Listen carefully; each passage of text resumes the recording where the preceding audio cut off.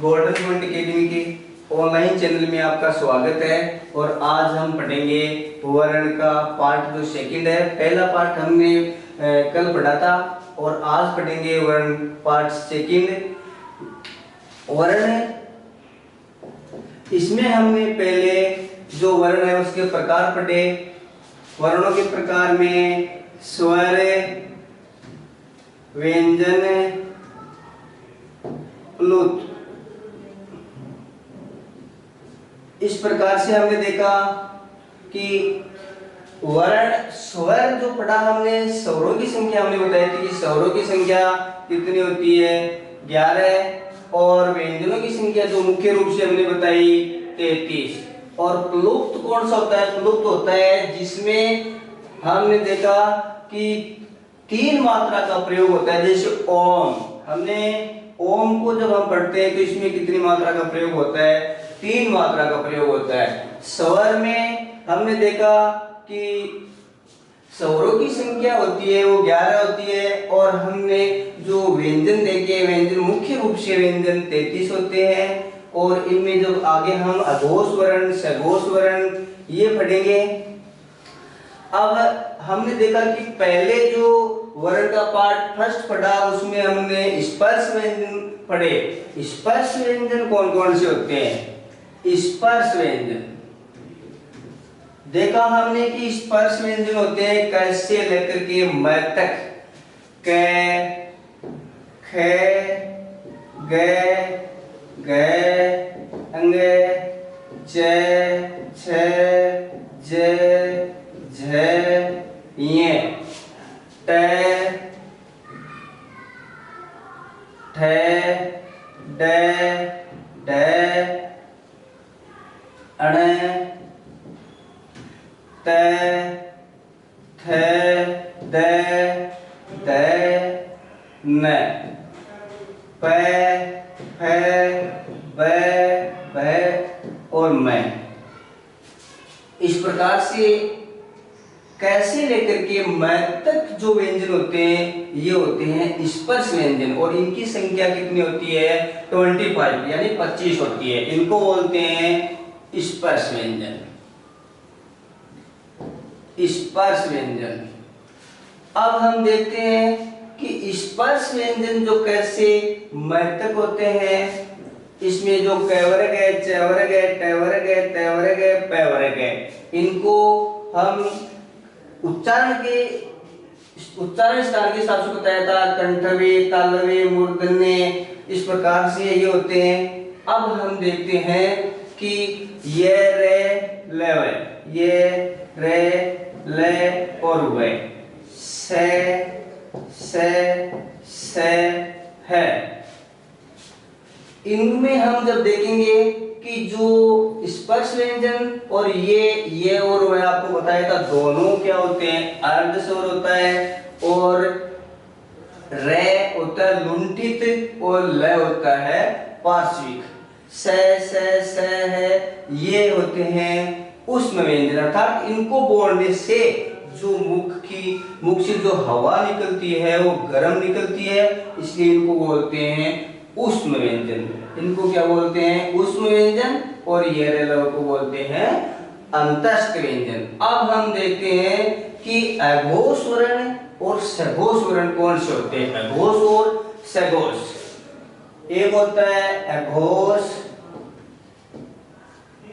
एक होता है सघोष। अघोष और सघोष हमने पिछले पार्ट में पढ़ा था वर्ण के कि अघोष वर्ण होता है वो प्रत्येक वर्ग का पहला दूसरा क्या होता है? अघोष वर्ण। पहला और दूसरा वर्ण होता है वो अघोष वर्ण होता है, और तीसरा, चौथा, पांचवा वर्ण होता है वो होता है सघोष वर्ण। अब देखो अघोष में पहला दूसरा वर्ण, और सघोष में तीसरा, चौथा और पांचवा वर्ण। ऐसे याद नहीं होता तो हम याद कर लेते हैं कि अ पहले आता है, तो अ पहले आता है तो पहला और दूसरा, अर्थात पहला और दूसरा वर्ण आता है तो वो होता है अघोष वर्ण, और तीसरा, चौथा, पांचवा वर्ण आता है तो वो होता है सघोष वर्ण। इसी प्रकार से हम देखते हैं कि अल्प प्राण और महाप्राण। हम देखते हैं अल्प प्राण और एक होता है महाप्राण। अल्प प्राण कौन कौन से होते हैं? जैसे इसमें देखा कि ए और इसमें भी पहले ए, अर्थात ए यानी तो पहला वर्ण। इसी प्रकार से हम अल्प प्राण और महाप्राण को देखते हैं। हम जब बोलते हैं अर्थात बोलने से हमें यानी कितना समय लगता है बोलने में।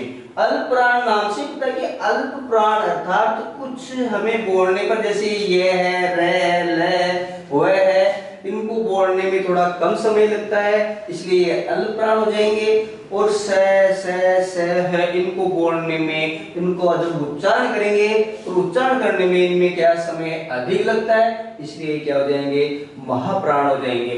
अब हम अल्प प्राण और महाप्राण कौन कौन से होते हैं? प्रत्येक वर्ग का पहला है, तीसरा है और पांचवा वर्ण क्या होता है? अल्प प्राण होता है। पहला, तीसरा, पांचवा जो वर्ण है वो होता है अल्प प्राण, और जो दूसरा और चौथा वर्ण है वो होता है महाप्राण। ऐसे याद नहीं होता है तो हम ऐसे देख लेते हैं कि अल्प प्राण अर्थात हम जब उच्चारण करते हैं और उच्चारण करने पर कम समय लगता है। जैसे क, हमने देखा पहला क है, तीसरा ग है और पांचवा क्या है? अंग है।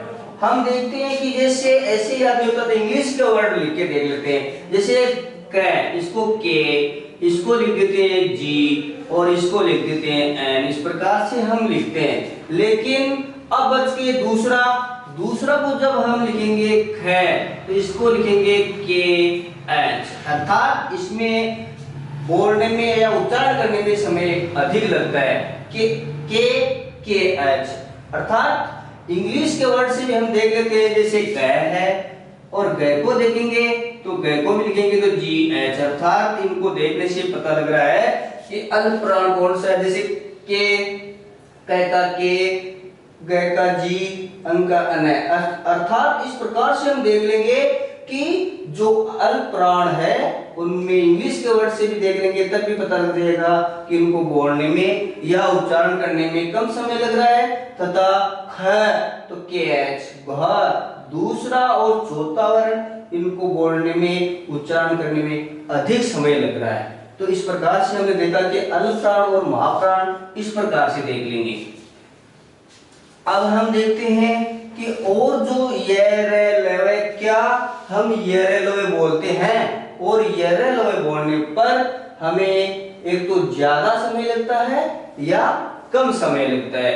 तो ये रे ले वे अर्थात इनको बोलेंगे, इनमें क्या है? समय कम लगता है, इसलिए इसमें पहला, तीसरा, प्रत्येक वर्ग का पहला, तीसरा, पांचवा ये सभी आ जाएंगे।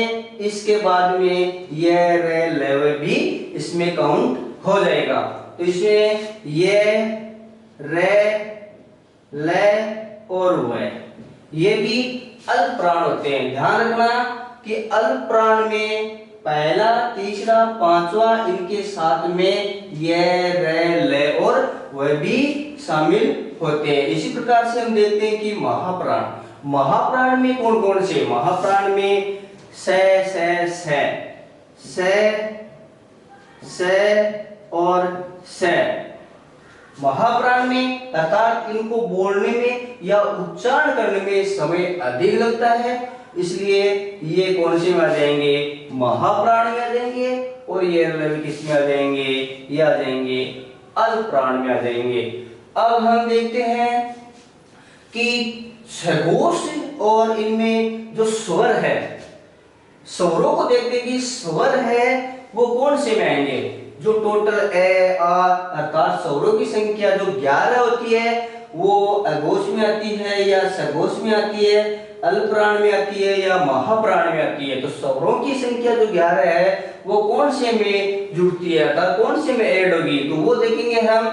जो टोटल स्वर है वो स्वर भी किसमें आ जाएंगे, स्वर भी, टोटल जो स्वर है वो सघोष अर्थात स्वरों की संख्या जो भी है वो सघोष में आएगी, और सघोष के साथ में हम एरो लगा करके तिरछा एरो लगा देंगे, अर्थात सघोष स्वर टोटल सघोष है और स्वर टोटल क्या है, अल्पप्राण है, अर्थात अल्पप्राण में भी सभी स्वर आते हैं और सघोष में भी क्या आते हैं, सभी स्वर आते हैं। अब देखते हैं कि अघोष, अघोष में वो इनमें से देखते हैं एक अघोष, अघोष में क्या आते हैं, अघोष में हमने देखा कि स और सघोष में ध्यान रखना कि ये रे ले व भी इसमें आते हैं सघोष में। ध्यान रखो कि सघोष में स्वर आएंगे और ये स्वर अल्पप्राण में भी आएंगे, तथा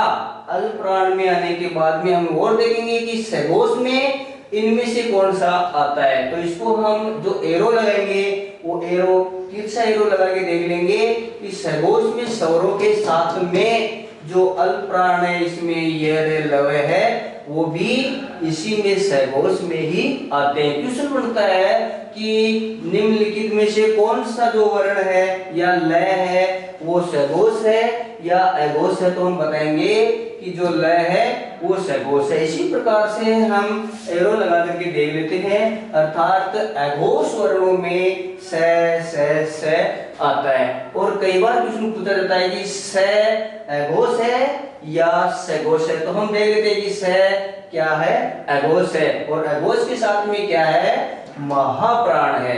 अब हम ये देखते हैं कि जो बच गया है ये क्या है, ये है वो भी क्या है, सघोष है। क्या है, सघोष, और महाप्राण भी क्या है। तो है का ध्यान रखना कि है जो है वो क्या है, सघोष वर्ण है। इसी प्रकार से हमने देखा कि अघोष, सघोष, अल्पप्राण, महाप्राण, शायद आपको याद हो गया होगा, और ऐसी याद नहीं होता तो हम देख लेंगे कि अल्पप्राण अर्थात जिनको बोलने में हमें या उच्चारण करने में जो कम समय लगता है वो अल्पप्राण है, और जिनको बोलने में या उच्चारण करने में अधिक समय लगता है वो महाप्राण है। इसी प्रकार से अघोष और सघोष वर्ण, पहला और दूसरा जो प्रत्येक वर्ण का होता है वर्ण वो होता है अघोष वर्ण, तथा तीसरा तथा पांचवा वर्ण होता है वो क्या होता है, सघोष वर्ण। हमने देखा कि अघोष के साथ में महाप्राण के जो स है वो अघोष में शामिल होते हैं, और सघोष में जो टोटल जो स्वर है वो होंगे, और वही स्वर जो है अल्पप्राण में भी सम्मिलित होते हैं। इसके साथ में अघोष से जो सघोष है इसमें ये लय सम्मिलित होते हैं। अब हम देखते हैं कि संयुक्त व्यंजन होते हैं। संयुक्त व्यंजन जैसे शक, त्रय, गे और एक बच गया आपका श्रय। हम देखते हैं कि संयुक्त व्यंजनों का निर्माण किससे हुआ है। संयुक्त व्यंजन, संयुक्त व्यंजन, संयुक्त व्यंजनों की संख्या कितनी है, 4। कौन कौन से हैं, अभी हमने लिखा कि संयुक्त व्यंजन है वो है शक, त्रय, गे और श्रय। ये 4 जो है इनको बोलते हैं संयुक्त व्यंजन, तथा इनमें एक जो श्रय है इनको संयुक्त व्यंजन बोलते हैं। लेकिन यदि आपको क्वेश्चन में ये पूछ लिया जाता है कि श्रय क्या है, संयुक्त व्यंजन, संयुक्त व्यंजन के साथ में ये मिश्रित व्यंजन भी है। क्या है ये, मिश्रित। अब हम देखते हैं कि शक का निर्माण जो है किससे हुआ है। शक है, इसका निर्माण किससे हुआ, जैसे शक है, त्रय है, गे है, श्रय है। शक का निर्माण किससे हुआ है कि आधा प्लस से। इसी प्रकार से त्रय का, त्रय बोलने से पता लगे, त्रय आधा प्लस रे। गे, ये जब हम बोलते हैं इसको बोलते हैं, इसमें ज आधा होता है और ये। फिर है श्रय, इसमें से आधा होता है प्लस रे। हमने देखा कि क्षक, त्रय, गे और श्रय है, ये क्या है, संयुक्त व्यंजन है। अब यदि हमें इस प्रकार से याद नहीं होते हैं तो हम इनको कुछ इंग्लिश के वर्ड से याद कर लेते हैं। जैसे क्षक को लिखते हैं हम KSH, इसको लिखते हैं TRA त्रय, इसको लिखते हैं GYA। इसी प्रकार से हमने देखा कि श्रय, तो अब देखो के, इसमें के और से पूरा, अर्थात शक के आधा और से, तय TRA, रे पूरा है, तय आधा है, जे आधा है, YA ये पूरा है। तो इस प्रकार से हम इनकी पहचान कर लेते हैं कि कौन सा जो वर्ण है जो आधा है और कौन सा है जो पूरा है। अब इसमें हम ये देख लेते हैं कि हमने उस दिन पहले वाले जो पार्ट है उसमें पढ़ा था कि कंठव्य है, तालव्य है, मूर्धन्य है, दंतोष्ठ है, औष्ठव्य, इस प्रकार से पढ़ा। तो वह नहीं बताया आपको, वह कौन सा है, वह होता है, ये होता है दंत प्लस ओष्ठ। इसमें जो सम्मिलित है वो कौन सा है, वह, और ये नुक्ता वाला जो है ये इसी में आता है। तो हम कई बार देखते हैं कि कई बार क्वेश्चन पूछ लिया जाता है कि वह कौन से उच्चारण स्थान में आता है, तो आपको बताना है दंत प्लस ओष्ठ यानी दंतोष्ठ में आता है ये। इसी प्रकार से नुक्ता वाला फ है वो भी किस में आएगा, दंतोष्ठ में आएगा। तो आपका जो वर्ण का जो चैप्टर है दोनों पार्ट आपके कंप्लीट हो गए हैं और हम आशा करते हैं कि आपको जो हमने पढ़ाया है वो आपको पूरा कंप्लीट समझ में आ जाएगा। धन्यवाद।